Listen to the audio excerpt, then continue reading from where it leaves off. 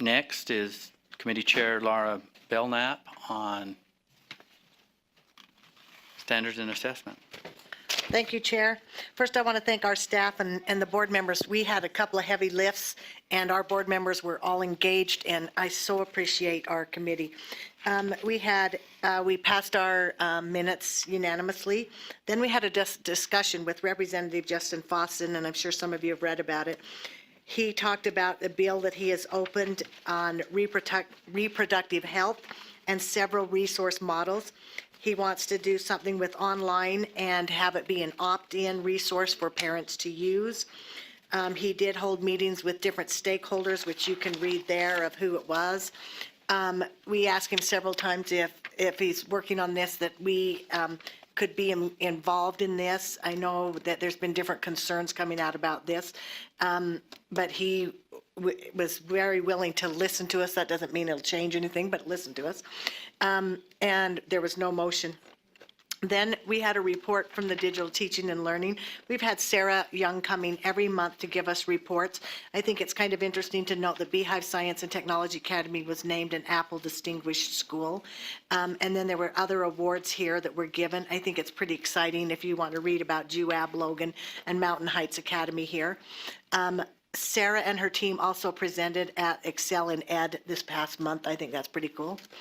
And then we had a K-3 intervention software program. We just had a report given to us. There was no motion there.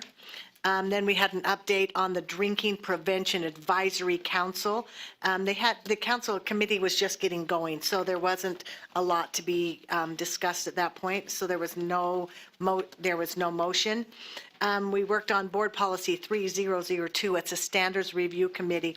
I think this might be interesting to some of you. We've had a standards review committee. I continually thank Brittany for helping us create our 12 pretend step. It's now 11. Policy for reviewing standards, but we have some standards that we have not seen and that need to be either turned around quickly or they could be turned around quickly. So we have created another standards review policy that is a shortened time frame, and I think this will be really applicable for some of those standards that are not heavy lifts. A motion was made by Member L. Cummins to approve Board Policy 3002 on first reading. The motion was unanimous. The committee moves that the board approve Board Policy 3002 Standards Review Committee on second and final reading. Okay, the motion before the board is that the board approve Board Policy 3002 Standards Review Committee on second and final reading. Any discussion? Seeing none, let's vote. All in favor say aye. Aye. Those opposed? Voting was unanimous. Thank you. R 277700, the Elementary and Secondary General Corps committee. I presented 277700. We discussed this. We had a really robust discussion on what to do with some of the standards, and I know that people are highly engaged in this process. You can already note and see the many changes that we approved. However, we have two pieces that we have not been able to finish in the month we've had this, and so we think this is not clean yet. And I've talked to the motion sponsor, Spencer, and he would be willing to bring that back tomorrow. It is on, we put it on our agenda. We have some cleanup we still need to do with 700. So, Chair, how do I do this now? Did I make the amendment? Can I make the amendment to a committee motion? Yes. Yes. Okay, so the committee moved that we did 277700 as amended. However, I would like to make an amendment to that motion to send it back to committee for tomorrow as a continued discussion, since it's not really ready. Second. So we have a second on the amendment. So the amendment basically sends it back. Yes, sir. So that's what we're voting on. Board Member Cannon. I have a process question. So this will be in their December board committee meeting, and then it will be, I'm assuming then it will come to us for a vote in January. That is correct. So that's the process, and that will be a second and final reading. Yes. And where are we on the reading process on this? Well, Chair, do you want? Yes, go right Sorry. ahead. We did it because we made some changes to Uh-huh. it. It had already passed once out of committee and in the board. So it's brought back. But we brought it back because there was a lot of discussion. We had a Right. hearing on it. And so this would have been on first reading, and we were bringing it to the board on second and final reading. Okay, so in January, we will be voting on it, Second and final. be- or just final? Yeah. It's going to be on. that's the reason final for my reading. It's going question. to be on final reading. We need a decision. Chair, Okay, if you wanted to have it be filed with the Office of Administrative Rules in an expedited manner, you do it on second and final in January. But if for some reason the board wanted to extend the period, you could do it on second reading and then have a third reading in February. That is an option. Okay. That's good. That's what I wanted to know. Thank you. Oh, the other question was, so we get these on our agendas, and what we would be looking at voting on, would it be the revision? Would it be revision 2? How do we tell with everything that they put on here, which we're Well, going to be voting actually, on? Chair? yes. We actually like to put what was there before and then the new revision. So if the last one was revision 1, then the one we'd be voting on today would be revision 2. But we're not voting on it today anyway. And then also, Janet. Oh, okay, will you just kind of clarify for me, when you put together the information for board members, which items we are voting on? So, because these revisions get confusing. I like that. Okay. Okay, Angie. And I think we're trying to be more clear in this summary of actions.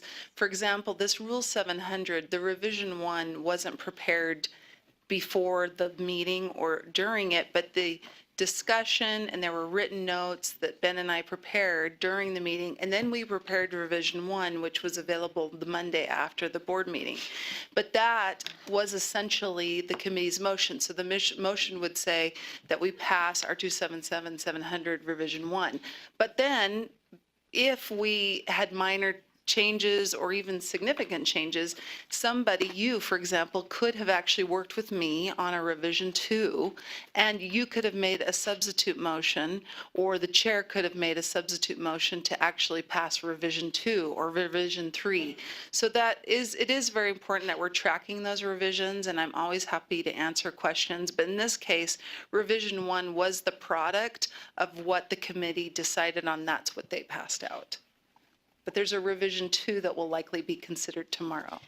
Right, so I just want to be clear, when it's brought to board members who aren't on that committee and haven't heard the discussion, and their only opportunity for input is when it comes to the full board for a vote, I just would like it to be crystal clear exactly what in our board docs it is we are voting on. Okay, thank you. Which I'm as confused as you are, but I know nothing is going to be moving forward because we're sending it back, but this next round's got to be clean, really clean for me.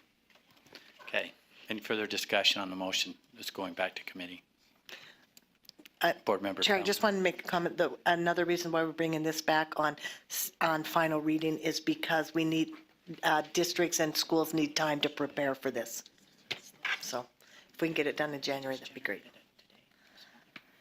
Okay. Okay, not seeing any other discussion, let's vote. All in favor, say aye. Aye. Those opposed? Okay, voting is unanimous. Amen. Okay.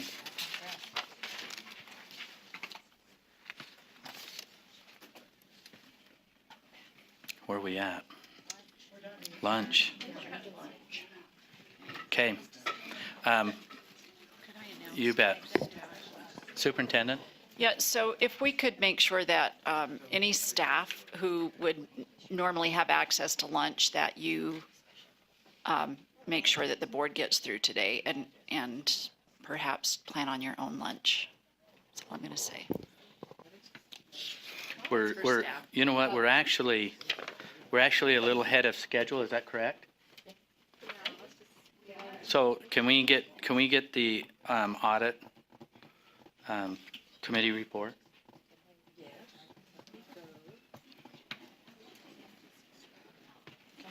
We'll check a couple things off.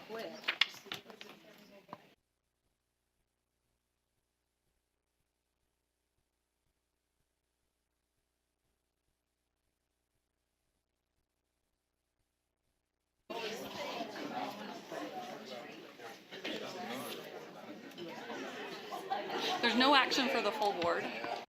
Are you ready? Yeah, there's like. Okay, well, we're going to go through it.